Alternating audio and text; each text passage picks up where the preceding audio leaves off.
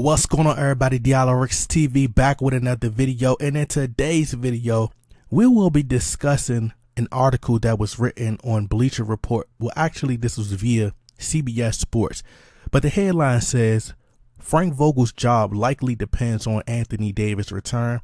So it says that the Lakers fall below 500 again, and Frank Vogel's job likely depends on Anthony Davis' return to save the day. It says after trailing by 26 points, the Lakers cut Miami lead to 5 late in the fourth quarter, but never got closer. He goes on to say, on the night when the Kansas City Chiefs pulled off one of the most improbable comebacks in sports history in the divisional round of the NFL playoffs, you're forgiven if you weren't paying attention to the Los Angeles Lakers on a random Sunday night in January, nearly pulling off a desperate rally of their own. Lucky for you, we're here to keep it. Luckily, we're here to keep you informed on the stuff that really matters, like the Lakers' miserable season continuing to circle the drain after a 113-107 defeat in Miami, down by 23 points with just over 9 minutes remaining in the game and 16 with 5 minutes to go. The Lakers cut Miami's lead to 5 on a LeBron James three-point play at the 2:09 mark, but they never got any closer. Now they're back to under 500. So he goes on to say that. So he says, hopefully for Vogel's sake, Anthony Davis, who is reportedly close to returning, can get back on the floor and make an immediate difference. Because right now, that is the ace up LA's sleeve. You can't hit full panic mode until AD is back. Even if he was having kind of a ho-hum season before the injury, LeBron can't possibly be asked to do anything more. For the Lakers, they can't talk themselves into the idea that they just need to get into the playoffs with a healthy LeBron James and AD. But Vogel likely won't have that much time if this doesn't pick up soon, like real soon. Is Davis ready to hit the ground? Is Davis ready to hit the ground running like that? Perhaps it will tell us. So he goes on to say there's a possibility that the Lakers, even with Anthony Davis and LeBron healthy, just aren't good enough. So if you guys would like to read the full article, the link is in the description box. So Frank Vogel's job is dependent on Anthony Davis' return. Well, they might as well go ahead and fire the man now. You might as well fire this man now. I mean, fire him like a firecracker on July the 4th, okay? Fire him like a firecracker on 4th of July, okay? Because it's over. It's finito. It's done, people. Okay, now what fans must understand, it's like they're waiting on this hope. It's like they're waiting on Superman to come save the day. And the person who should be trying to save the day, who's supposed to be Superman, the next Michael Jordan, is LeBron James. And they're going on to say, oh, well, what more can LeBron James do? If you're watching a lot of these Laker games, it's not the fact that the Lakers are just awful to the point that like they're still in a lot of these games. Now, the difference is what's not happening is they need for LeBron James in the fourth quarter to step in and say, you know what? Everybody get out of my way. That's how Kobe Bryant did. Everybody get out of my way. Give me the ball. I'm carrying us home. Now, there are fans that's out there that say the Bron-sexuals. Well, how could you ask a 37-year-old man to go out there and, carry the team? He's too old to carry a team. So you can't have it both ways, bruh. On one hand, you can't say he's too old to carry a team, but then praise him for being 37 years old and putting up these astronomical numbers.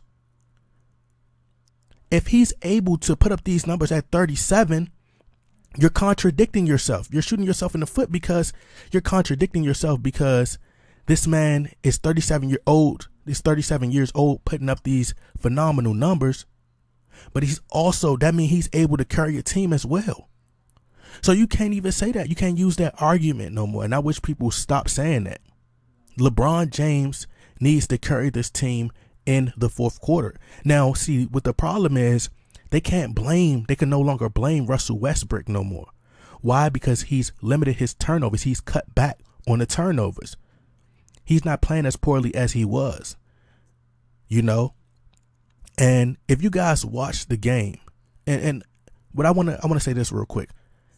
Russell Westbrook is the scapegoat. LeBron James solely brought him in. He knew what he was doing. That's why he didn't want DeMar DeRozan. That's why he didn't want Buddy Hield or any of those other guys. And that's why the contract, it all makes sense. Okay, why they can't trade Russell Westbrook. And they're going to need him to be a scapegoat. LeBron James supposed to have the highest IQ in basketball, supposed to be one of the most smartest players of all time. You think he didn't know? You know, it's people who never played basketball before. Shannon Sharp is a football player. He said that it wouldn't work. A football player. He's the one who said he knows. I mean, it's common sense. They play the same style of basketball. Then they're asking for the Lakers to trade for John Wall. That's the best decision. Then John Wall can come in and it's going to be the same result. Why? Because they have similar styles. It's the equivalent of, they are the same players. Russell Westbrook is a mini version of LeBron James. They're both ball dominant and they're always looking. They're slashers and passers. They play the same style. They need the ball in their hands. No different than John Wall. He plays similar. He doesn't have a great jump shot either. Same thing for Derrick Rose. Derrick Rose was the same style of player. Ben Simmons, nobody's going to be able to fix the Lakers because the problem is always going to be there. You can bring in Phil Jackson right now, Greg Popovich, the greatest coach of all coaches, and they're not going to be able to fix this Laker issue because the system is built around one player. LeBron James is not a great catch and shoot type of player. If you watch that Miami Heat game last night, they put on a beautiful, masterful performance last night, and I'm talking about the Miami Heat. That was until the Lakers cut the lead. But if you seen how Jimmy Butler just allowed the game to come to him, the way he operated in the post, the way Jimmy Butler put on a great performance. Right? They didn't just go out there just was trying to shoot threes. Everything came naturally. It all came to them. He operated with his back to the basket. You know, they sent double teams at LeBron. They forced the ball out of these guys' hands. They was moving the ball. They was cutting to the basket. Like, I can go all day on how the Miami Heat played beautiful basketball. The Lakers, all they did was stand around, getting lost on defense, not communicating. Like, even on offense, Jimmy Butler is drawing up plays, telling PJ Tucker, who's a great corner 3-point shooter, letting them know, like, hey man, you be right here, blah blah blah.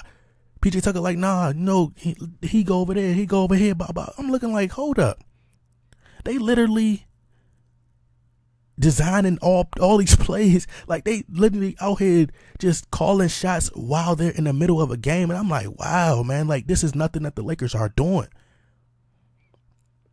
So I don't even think that LeBron James is interested in really winning. He's just trying to stat pad. He's just trying to pad the stats. That's what he's trying to do. He's trying to get those numbers. And fans just haven't seen it. They don't want to blame LeBron James. They're going to keep blaming. I seen I don't know where I just read this at, but it just said that the Lakers, I think Frank Vogel is saying something. I think it was Frank Vogel or Rob Pelinka. I think it was Frank Vogel. I can't wait till I'm looking forward to Kendrick Nunn. Why are you worried about Kendrick Nunn coming back? Why do you care about Kendrick Nunn? What you should be worried about is how I can fix this team. But Frank Vogel's job, he shouldn't be on no game-to-game basis. Just fire the man. Just let him go. Don't string him along like that. Let him go. Let him go. It's not going to fix nothing. Even Charles Barkley said it. It's not going to fix anything. The Lakers are trash. They're trash. And as a loyal Laker fan, as an unbiased Laker fan, I should say, because I'm gonna tell it like it is. If y'all don't like it, it is what it is. But it's not about Magic Johnson talk about some genie bust don't deserve this. No, Laker fans don't deserve this. They don't. It's not about LeBron James scoring 30 something points and passing all these records. I don't care about that. I don't care about that. It's about the Lakers winning at the end of the day and playing great basketball, competing, competition. That's what it's about. Trevor Ariza looked too old. He's done. Carmelo Anthony, you know, he has his ups and his downs, but Carmelo Anthony is not a defensive stopper. And he's a streaky shooter, especially at this stage in his career. And that's why I said, like, you could replace Carmelo Anthony with Ray Allen, and Ray Allen at his age could do what Carmelo Anthony is doing. Because he's getting a lot of shots. He take a high volume of shots. Eventually, when you're a great shooter like that, those shots are going to drop. But opposed to doing it, that could shoot you out of a game as well. Because if you're not in rhythm, then that could that could have an effect on the game later down the road. Later down in the stretch of the games. You know? And LeBron James is not a great catcher. He's not a great catching 3-point kind of guy. You can't ask him to step up and play defense. Like, he's not a great defensive player. He's not a lockdown defender. You know? But anyway, like I said, the Lakers, you know, they're trying to hold on to that 500 spot until AD comes back. And I don't think anything's going to fix the Lakers. I don't think they're going to make any trades. If they do make a trade, they got two options. I think the Lakers have two options, and they need to just come to grips with it like this. And I told you guys before I move on, the Lakers, it's a lot of dysfunction going on within the Lakers organization. That's why Jeannie Buss' little brother moved. He was living beside LeBron James. He had to get away. They didn't know that it would be this bad, this toxic. See, they sold their soul to get LeBron James. Now you got him. And now they're seeing, even Shaq said, I'm not coming to crypto arena no more. They seeing what it all comes with.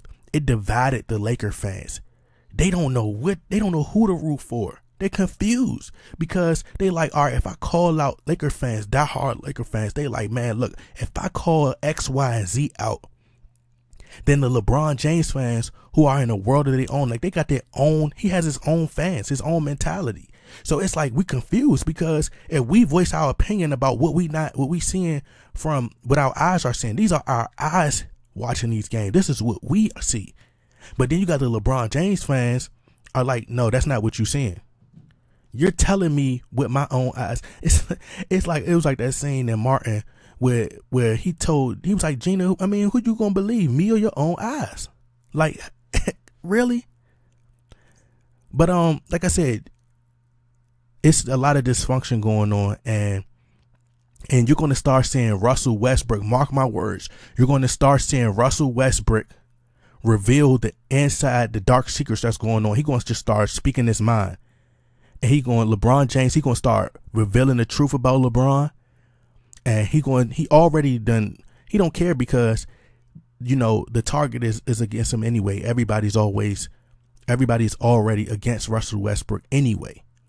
But mark my words, Russell Westbrook is going to start revealing the truth, and he's going to start exposing the truth about LeBron James and how hard and how difficult it is and what LeBron James is really like. Because they're not practicing and they're not doing the things that Kobe would. You know, Kobe was a different mentality. He was a different type of animal. But anyway, y'all let me know what y'all think. Y'all get in that comment box, like, share, subscribe. I'm out.